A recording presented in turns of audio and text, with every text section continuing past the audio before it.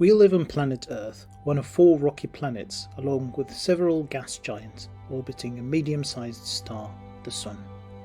Our Sun is part of a solar system which is just one of hundreds of billions in the Milky Way galaxy, and the Milky Way just one of hundreds of billions of galaxies in the observable universe.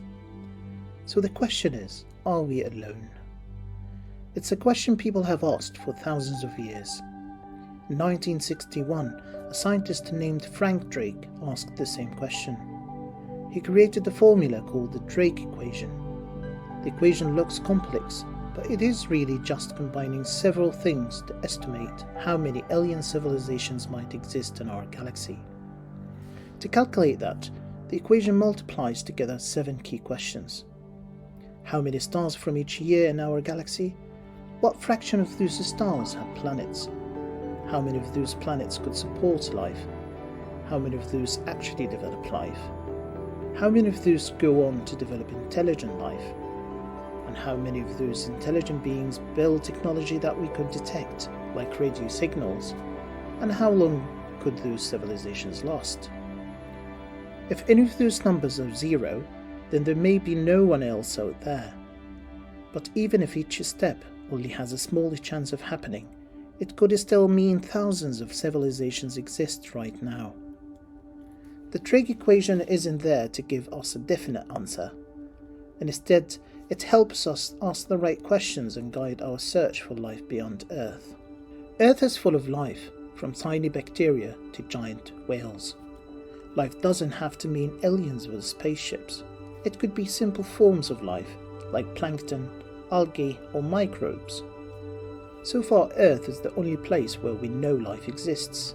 That means we search for clues or biosignatures that are similar to the ones we find here. So how do we search for life? One way to look for life is to send spacecrafts to other planets and moons.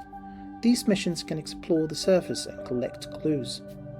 Let's start with places in our own solar system. Our first stop is the Moon. It might surprise you, but scientists have explored our moon for signs of water. Missions like India's Chandrayaan-1 found frozen water in craters near the moon's poles, places that never see sunlight. Another mission, China's Chandrayaan-5, which collected samples from the lunar surface and returned them to Earth. These samples helped scientists identify new mineral which provided evidence of water content. The moon has no air, no food sources, and no natural shelter.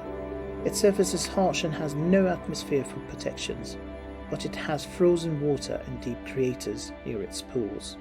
Our next stop is Mars. Mars is one of the best places in our solar system to search for past or present life. NASA's Curiosity and Perseverance rovers are already collecting samples that may hold signs of water. These discoveries tell us that Mars once had lakes and rivers, and maybe even life in the past. Other missions like the ExoMars mission by the European Space Agency will drain into the ground to look for ancient life. So Mars has the right shelter, like caves and underground layers.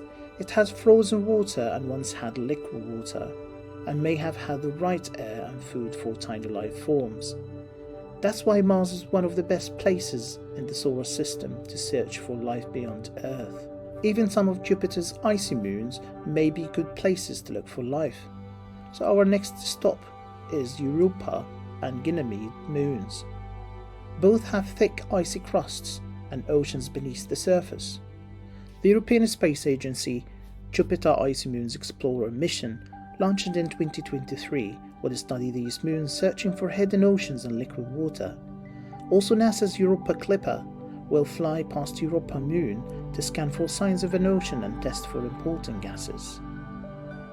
Europa and Ganymede moons have water, stable shelter, and maybe even gases life could use, but we still unsure if they have any food sources. So one day, we might even find alien life swimming in the dark oceans beneath these icy shells. What about life beyond the solar system? We can't space spacecrafts to other stars yet, so instead we use telescopes. First, we need to find stars that have planets. These are called exoplanets. So far, scientists have found thousands of exoplanets. but only about 4 of every 100 are rocky planets like Earth, and these are the ones most likely to have a solid surface where life could grow. We look for exoplanets that are in the habitable zone, not too hot and not too cold, where liquid water could exist. But how do we know what's on these planets? We use powerful space telescopes, like the Kepler Space Telescope, or Transmitting Exoplanet Survey Satellite, or the James Webb Space Telescope. We also use ground-based telescopes like the Very Large Telescope. So when searching for life, these telescopes use a tool called spectroscopy. Here is how it works. If a planet like Earth passes in front of its star, light from the star will pass through the planet's atmosphere. If we collect that light on the other side, we can analyze it. Some of that light gets absorbed by the gases in the atmosphere, and each gas absorbs specific colors. We can collect the light on the other side and compare it to the original light from the star. The colors that are missing shows us which gases have been observed. Think of it like a chemical fingerprint. Each gas leaves a unique pattern. If we spot the right pattern, we can tell if water or other important gases are there. So by analyzing the light that's been observed, we can search for biosignatures in the atmosphere of exoplanets. So have we found life? Not yet. We have found ice, minerals and gases that suggest life might be possible, but no proof so far of life existence beyond Earth. But it's important to note that we have only been looking for life as we know it. What if alien life is different? Some life forms might not even need water. They might breathe gases we can't.